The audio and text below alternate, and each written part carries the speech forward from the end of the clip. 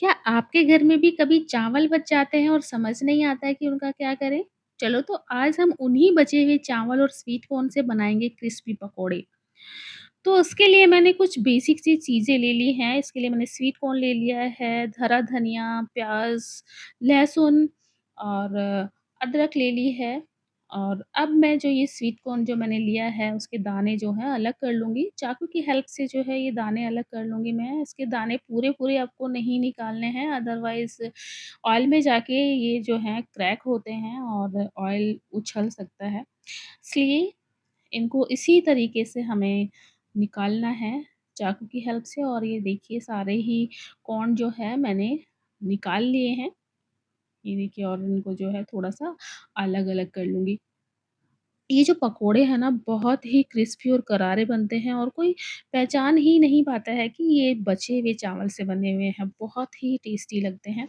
तो ये जो कॉर्न है मैंने एक बर्तन में ट्रांसफ़र कर लिए हैं और अब जो है ये जो प्याज़ थी इनको भी मैं बारीक-बारीक चॉप कर लूँगी।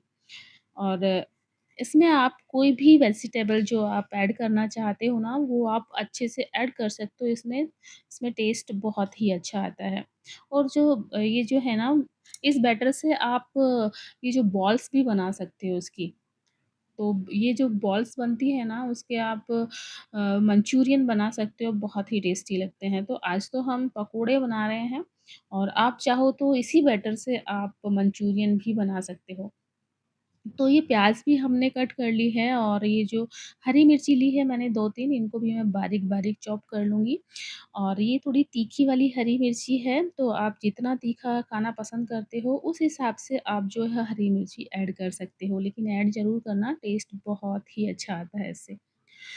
और ये जो हरी मिर्ची है, वो भी हमारी चॉप हो गई है। तो अब जो है ये अदरक है उसको मैं छील लूँगी, छील करके उसको भी मुझे इसमें ऐड करना है। तो ये अदरक हमें इससे काट के नहीं डालना है। अदरक को मैं लहसुन और थोड़ी-सी रेड चिली के साथ दरदरा सा पीस लूँगी और उसके बाद उसका जो पेस्ट है वो इसमें ऐड करना है मुझे। तो ये जो अदरक है वो भी मैंने अच्छे से छील ली है। और अब धनिया जो है उसके डंठल अलग कर दूँगी और इसको मैं चटनी में यूज़ कर लूँगी और इसके जो पत्ते हैं वो इसमें ऐड कर दूँगी। तो ये जो धनिया भी है वो भी मैंने अच्छे से बारीक चॉप कर लिया, काट लिया है उसको भी। और ये देखिए सारी चीज़ें बहुत ही अच्छे से कट हो गई हैं। और अब जो मैंने लिया है इसका मेन इंग्रीडिएंट जो है बचे हुए चावल। 1 कप चावल बचे हुए थे मेरे पास, तो वो मैंने ले लिया है और उसको मैंने मिक्सी में पल्स मोड पर करते हुए उसे दरदरा-सा पीस लिया था। और पल्स मोड पे ही पीसना है आपको, उसमें पानी ऐड नहीं करना है। और अब मैंने इसमें डाल दिया था 1 चम्मच बेसन। 1 चम्मच ही डाला है, ज़्यादा नहीं डाला है, ज़्यादा बेसन ऐड करते हैं तो उसमें से बेसन वाला टेस्ट आ जाता है, जो हमें नहीं करना है। और इसमें जो भी वेजिज़ मैंने कट करी थी, जो भी इंग्रीडिएंट्स कट करे थे मैंने, वो सब इसमें डाल दिया है। अब नमक डाल दिया है स्वाद के अनुसार, थोड़ी-सी रेड चिली पाउडर डाल दिया है और धनिया और सौंफ को मैंने दरदरा सा कूट लिया था और वो भी इसके अंदर ऐड कर दिया है और उसको बहुत ही अच्छे से हम मिक्स कर लेंगे। ये देखिए, इसमें मैंने बिल्कुल भी पानी का यूज़ नहीं किया है, इसका बैटर जो है पतला नहीं करना होता है। उसको इसी तरह से हमें थोड़ा-सा जैसे बॉल्स बन जाए ना, उस टाइप की कंसिस्टेंसी में ही अपन को इसे रखना है। तो अब ये जो बैटर है बिल्कुल तैयार हो गया था, तो अब मैंने एक कढ़ाई ले ली है और उसमें डाला है सरसों का तेल। आप जो भी ऑयल खाना पसंद करते हो, आप ले सकते हो। मैंने सरसों का तेल यूज़ किया है इसमें। सरसों का तेल ले लिया है और उसको बहुत ही अच्छे से मैं गरम कर लूँगी। ठंडे तेल में बिल्कुल नहीं डालना है, मीडियम गरम ऑयल को में भी नहीं डालना है आपको। अच्छा गरम हो जाए ना तेल तब उसमें ये पकौड़े ऐड करने हैं और मीडियम टू हाई फ्लेम पर ही हमें इन पकौड़ों को बनाना है, फ्राई करना है। अदरवाइज़ ये पकौड़े जो हैं तेल को सोख लेते हैं और ये अच्छे नहीं बनते हैं। तो अब ये जो फ्लेम है मीडियम टू हाई ही रखनी है, तो ये पकोड़े बहुत ही अच्छे बनते हैं।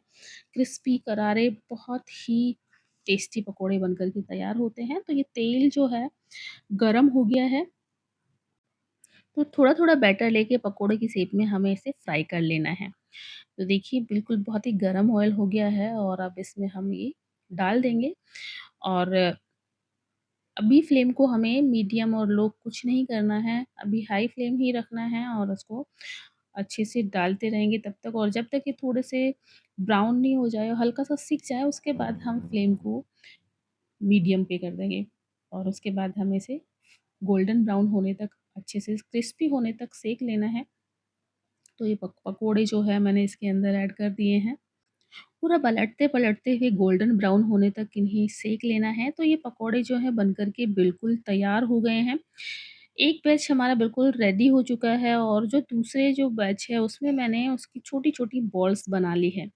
दोनों हाथों को अच्छे से ग्रीस कर लेंगे और उसकी छोटी-छोटी बॉल्स बना लेंगे और उन बॉल्स के आप मंचूरियन भी बना सकते हो।